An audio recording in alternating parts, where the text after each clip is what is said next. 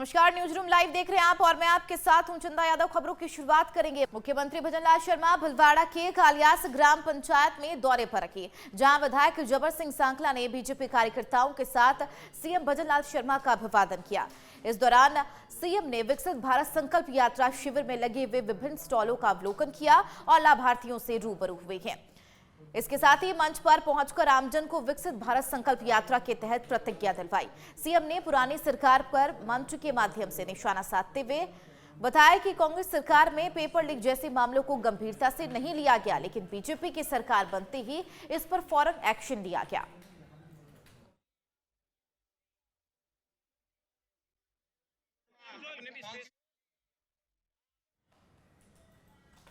कांग्रेस के राष्ट्रीय प्रवक्ता गौरव वल्लभ रविवार को एक दिवसीय दौरे पर जोधपुर पहुंचे, जहां उन्होंने सर्किट हाउस में मीडिया से मुलाकात की और डबल इंजन की सरकार पर जमकर हमला बोला। उन्होंने कहा कि भारतीय जनता पार्टी देश में बढ़ रही महंगाई और राजस्थान में बढ़ती बेरोजगारी को लेकर चुप्पी साधे हुई है, क्योंकि बीजेपी सिर्फ धर्म की राजनीति करती है।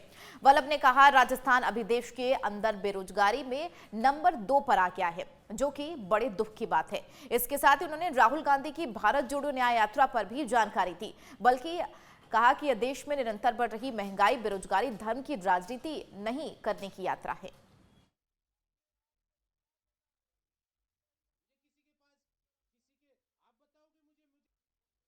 से ज्यादा दूरी की न्याय यात्रा मणिपुर से मुंबई के बीच जो न्याय यात्रा, उसका प्रारंभ अभी आधे पौन घंटे में हो जाएगा। और ये न्याय यात्रा क्या है? कोई एक सवाल आपके मन में आएगा कि भारत जोड़ो न्याय यात्रा क्या है? ये न्याय किसके लिए? ये न्याय बेरोजगारों को रोजगार दिलाने का न्याय है। ये गृहिणियों को महंगाई से निजात दिलाने का न्याय है। ये न्याय है आर्थिक असमानता को खत्म करने का न्याय। ये न्याय है देश में लोकतंत्र को बचाने का न्याय। ये न्याय है देश की संविधान के अनुसार देश का गवर्नेंस हो, पॉलिसी मेकिंग के निर्णय हो, उसका न्याय है। तो इस न्याय यात्रा पे वो आज से मणिपुर से चालू है। मणिपुर क्यों चुना? आपको पता है कि पिछले 6 महीने से मणिपुर के क्या हालात है। वहाँ से शुरू होके 14 राज्यों से ये न्याय यात्रा गुजरेगी और राजस्थान के भी एक जिले से ये न्याय यात्रा गुजर। शिवगंज में बजरी ले जा रही एक ट्रैक्टर को पुलिस ने पकड़ लिया, जिसके बाद परेशान युवक पानी की टंकी पर चढ़ गया। तहसीलदार के मुताबिक बीते दिन युवक का शिवगंज पुलिस ने बजरी से भरा ट्रैक्टर पकड़ा था, लेकिन पीड़ित युवक का कहना है कि उसके पास बजरी लीज धारकों का दिया गया गेट पास था, जिसके एवज में 1900 रुपए भी लिए गए थे। वहीं जब ट्रैक्टर जब्त करने से युवक पानी की टंकी पर चढ़ गया तो वो आत्महत्या करने की धमकी देने लगा, जिसके बाद प्रशासन हरकत में आया। इसके अलावा युवक को समझा बुझाकर मामले को शांत कराया।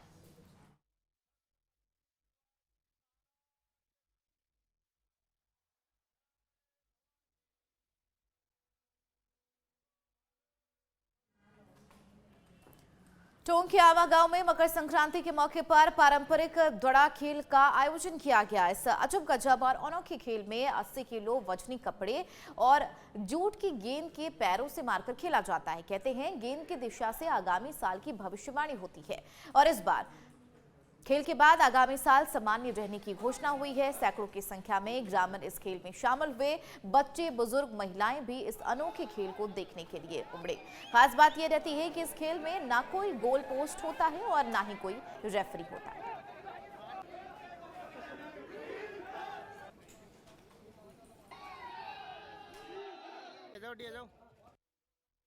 मैं दिव्यांश महेंद्र भारद्वाज, सरपंच ग्राम पंचायत आवा।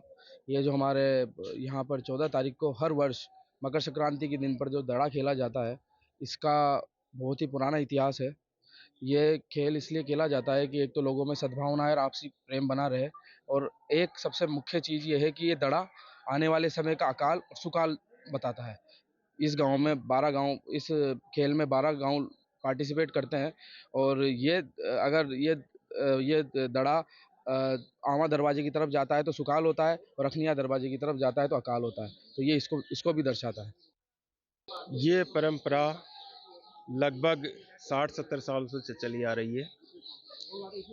इस दड़े का प्रारंभ उनियारा ठिकाने के पूर्व जागीरदार स्वर्गीय सरदार सिंह जी ने शुरुआत की। सरदार सिंह जी उनियारा ठिकाने के उन ठिकानेदारों में और उन राव राजाओं में थे जो बहुत लोकप्रिय थे। उन्होंने आवा के अंदर एक अनोखा खेल, जो एक तरह से फुटबॉल का बड़ा रूप, दड़ा बनवाया और यहाँ के लोगों के लिए ये खेल शुरू किया। इस खेल की शुरुआत का मकसद आपस में लोगों के अंदर प्रेम और भाईचारा और सद्भावना बना रहे और साथ में लोगों का मनोरंजन भी हो।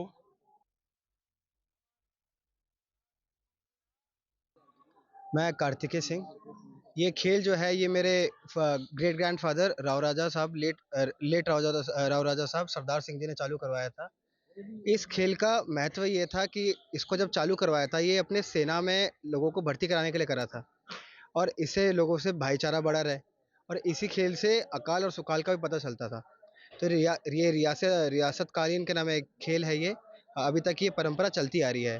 गांव के जितने भी बड़े बुजुर्ग सब हैं वो आज भी इसमें पार्टिसिपेट करते हैं। बच्चा हो या बड़ा सा पार्टिसिपेट करते हैं और इसमें आपस में क्या नाम है भाईचारा बड़ा रहता है इसमें और प्यार मोहब्बत से खेलते हैं इसको। ये देखो, आवा ग्राम में हर मकर संक्रांति को एक दड़ा का प्रोग्राम होता है जहां आसपास के गांव के लोग काफ़ी इकट्ठे होते हैं यहाँ पर और एक दूसरे के कंपटीशन की भावना से इसको गेम को खेला जाता है और एक एज ए मनोरंजन के रूप में भी ये गेम है। मेरे जो सर्किल में हमने सभी 3 SHO को यहाँ ड्यूटी में लगाया है और हमारा पुलिस का जाब्ता भी लगाया है। कानून व्यवस्था के लिए कोई माकूल व्यवस्था है, ऐसी पूरी व्यवस्था है। कैबिनेट मंत्री कन्हैयालाल चौधरी आज अपने गृह क्षेत्र टोडा ड्राइसिंग दौरे पर रहे। यहां उन्होंने स्थानीय लोगों की समस्याएं सुनी और अधिकारियों के साथ बैठक कर तुरंत समस्या समाधान के निर्देश दिए। मंत्री कन्हैयालाल चौधरी ने कहा कि पिछले 5 साल में सरकार ने पैसों का दुरुपयोग किया है। कांग्रेस सरकार को जहां पैसा लगाना चाहिए था वहां नहीं लगाया, जिसे बिना प्लानिंग से खर्च किया है। इसलिए पीएम ने सही तरीके से काम करने, भ्रष्टाचार खत्म करने के निर्देश दिए हैं।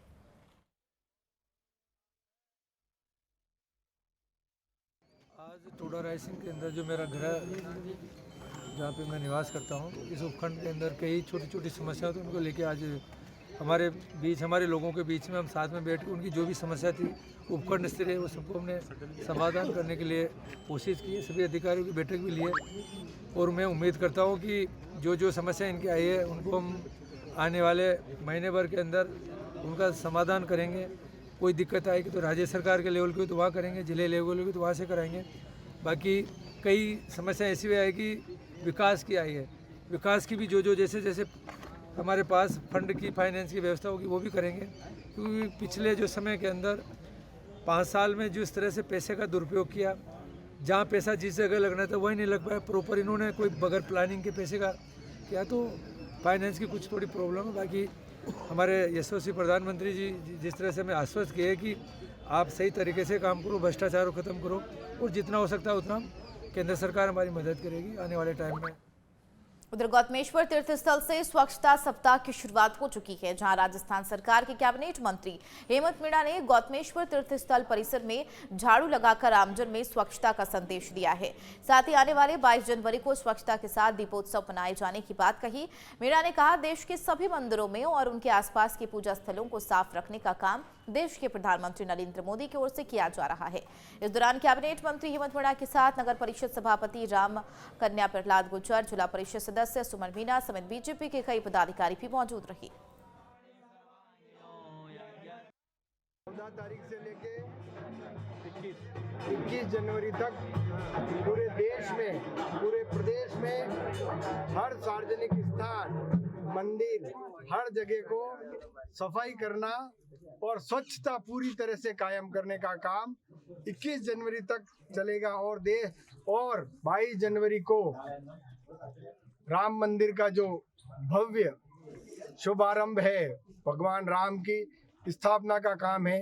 उससे पहले जिस प्रकार अपन दीपावली बनाते हैं और दीपावली से पहले पूरे घर की सफाई, मंदिरों की सफाई, रंग रोगन करना, ये सब काम इस आपने क्या कहते हैं स्वच्छता सप्ताह पखवाड़ा के माध्यम से किया जा रहा है।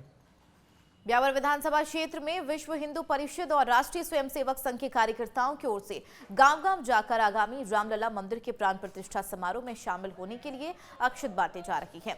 कोटड़ा गांव में आयोजित कार्यक्रम में सभी ग्रामीणों को अक्षत पाठ कर लाइव प्रसारण किया जाएगा। इस अवसर पर ग्रामीणों को प्रसाद का भी वितरण किया जाएगा।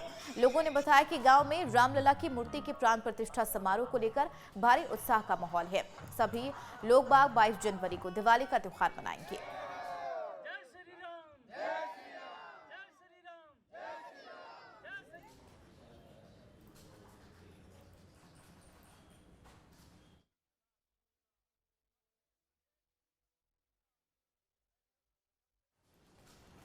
टोंक शहर में विकसित भारत संकल्प शिविर की शुरुआत हुई है। दूसरे चरण में संकल्प यात्रा की अगर बात कर ले तो लगातार इस शिविर को लेकर तमाम तैयारियां की जा रही है। शिविर शहरी इलाकों में लगेंगे, जहां नगर परिषद के जरिए लोगों तक केंद्र सरकार की योजनाएं पहुंचाई जाएंगी।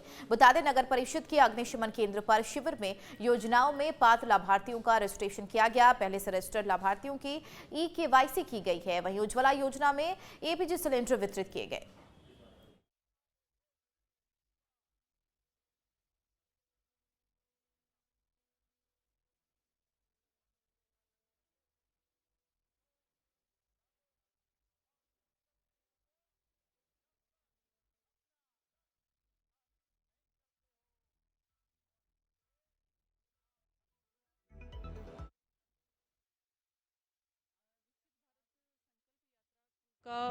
प्रथम दिन का ये दूसरा मध्याह्न पश्चात का कैंप है, जिसमें ये अग्निशमन केंद्र में आप देख रहे हो ये सब लोग भी जुटी हुई है। और जो संकल्प यात्रा में जो योजनाएं अपने 14 योजनाएं अपने शामिल की है। 14 योजनाओं में जैसे PM स्वनिधि योजना है, प्रधानमंत्री आवास योजना है, आयुष्मान कार्ड योजना है, हेल्थ चेकअप है, PM उज्ज्वला योजना है और ऊर्जा विभाग की मुद्रा लोन है। काफ़ी योजनाएं हैं जो चलाई जा रही हैं आम जनता को लाभान्वित करने के लिए। संकल्प यात्रा बहुत अच्छी चल रही है, लोगों में बहुत उत्साह है और इसमें गरीब लोगों को भी बहुत अच्छे अच्छे अनुदान मिल रहे हैं। और कुछ जो उज्ज्वल योजना के अंदर जो मोदी जी की तरफ से गैस सिलेंडर वगैरह किट वगैरह बहुत फ्री कनेक्शन दिया जा रहा है। लोग गरीब लोग बहुत आराम से कनेक्शन ले रहे हैं और बहुत ही आरामदायक है और बहुत मोदी जी प्रशंसा कर रहे हैं। ये कार्यक्रम बहुत अच्छा चल रहा है। टोंक गरीब लोग हैं, इसलिए बहुत ही उत्साह से, बहुत ही लगन से, बहुत अच्छा काम कर रहे हैं। बढ़ेंगे आगे। वन मंत्री संजय शर्मा ने देर रात एक घायल महिला को अस्पताल पहुंचाया। संजय शर्मा ने बताया वह शालीमार ध्यान जागरण से अपने निवास पर वापस आए थे, तभी अंबेडकर सर्किल पर 2 बाइक आपस में भिड़ गए, जिसमें एक महिला की गंभीर चोट आई है, जिसे वन मंत्री ने फौरन अपनी सरकारी गाड़ी में बिठाकर अस्पताल पहुंचाया, जहां पर डॉक्टर ने उनका प्राथमिक उपचार किया। और वन मंत्री का कहना है कि ट्रॉमा वार्ड में सभी को अच्छा इलाज मिल रहा है और घायल महिला उसके डॉक्टर जांच कर रही है।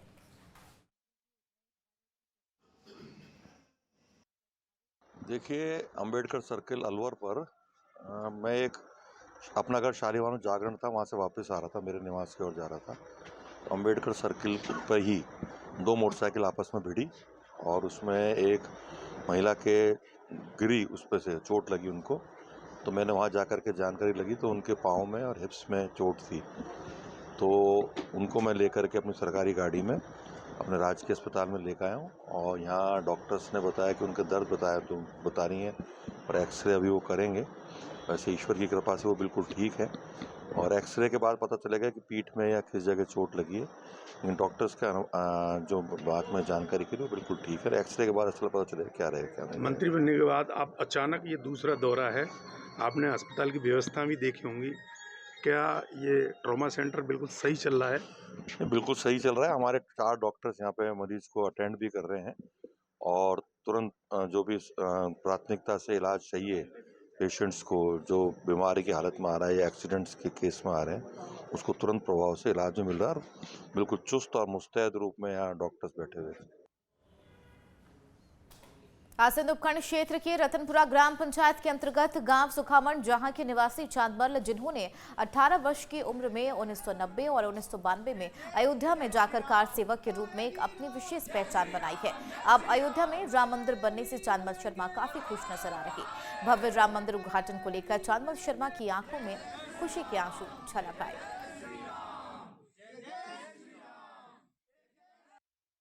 500 वर्षों के बाद अयोध्या में राम मंदिर निर्माण होने जा रहा है। आज हम मौजूद हैं आसिंद उपखंड क्षेत्र की रतनपुरा ग्राम पंचायत के सुखामंड गांव में, जहां पर हमारे साथ मौजूद है कार सेवक। कार सेवक के रूप में इन्होंने 1990 और 1992 में अयोध्या धाम पहुंचकर वहां पर क्या क्या कार्य किए थे और आज राम मंदिर को लेकर जो इनके मन में जो खुशी है उसके बारे में जानेंगे कि क्या क्या है। आपका नाम? चांदमल शर्मा। आज जो 500 वर्षों के बाद में जो राम मंदिर बन रहा है तो उससे लेकर आपके मन में क्या? हमारे मन में बहुत बड़ी खुशी है, बहुत खुशी मना रहे। 500 साल का कलंक मिटकर आज भगवान राम जी हमारे मंदिर में फिर विराजमान हो रहे हैं। हमने 90 की कार सेवा भी की और वहाँ हम बहुत दुखी के साथ रहे 25 दिन तक, और फिर 92 की कार सेवा में हमारा सपना साकार हुआ और आज हमें वो देखने को मिल रहा है कि हमारा भव्य राम मंदिर बन रहा है, जो पूरे भारतवर्ष में खुशियाँ मना रहे, खुशियाँ, और हम भी खुशी मना रहे हैं।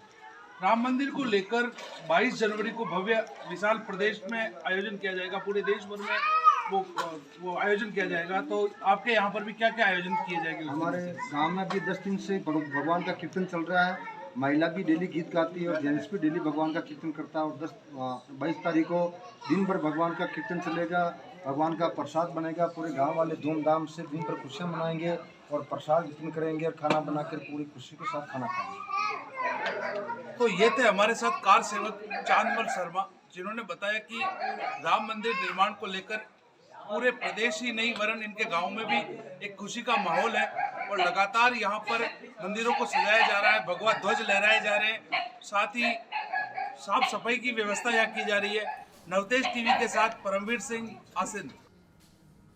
राजसमंद के देवगढ़ में नाबालिग लड़की का अपहरण कर युवकों ने उसके साथ गैंगरेप किया। इस दौरान उन्होंने वीडियो भी बनाया। इसके बाद नाबालिग को सुनसान जगह पर छोड़कर फरार हो गए। शाम को लड़की रोती बिलखती पुलिस के पास पहुंची। लड़की ने पुलिस को आप बीते सुनाई। लड़की ने बताया कि 2 युवक उसको जबरदस्ती बाइक पर बिठाकर सुनसान जगह पर लेकर गए और गैंगरेप किया। वहीं पुलिस ने 2 आरोपियों को गिरफ्तार कर लिया है।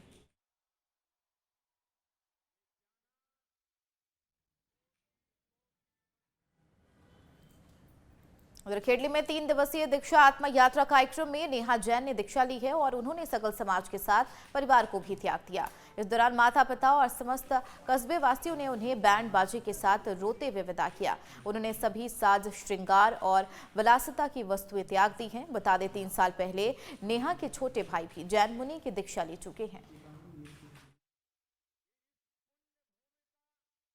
आज जैसे शादी में बहन अपने भाइयों के हल्दी के छापे लगाती है, ऐसे ही मैंने ये रीति निभाने के लिए अपने भाइयों के छापे लगाए।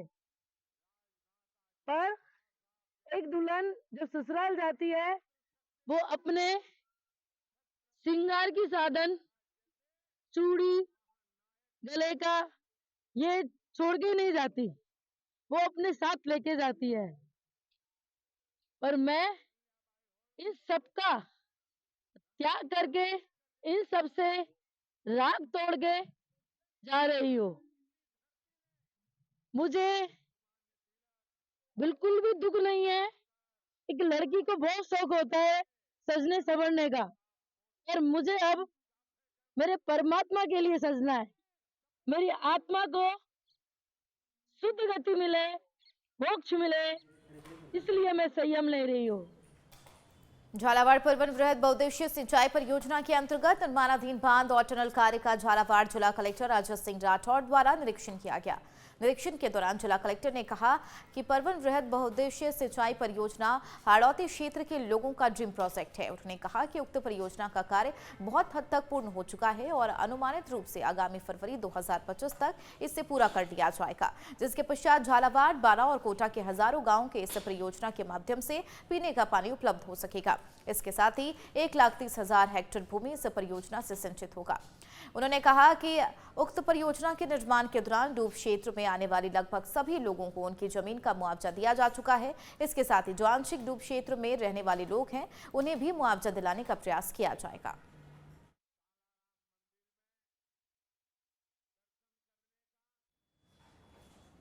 न्यूज रूम लाइव की खबरों में फिलहाल मेरे साथ इतना ही। बाकी और भी खबरों के लिए बने रहिए नवतेज टीवी के साथ। नमस्कार।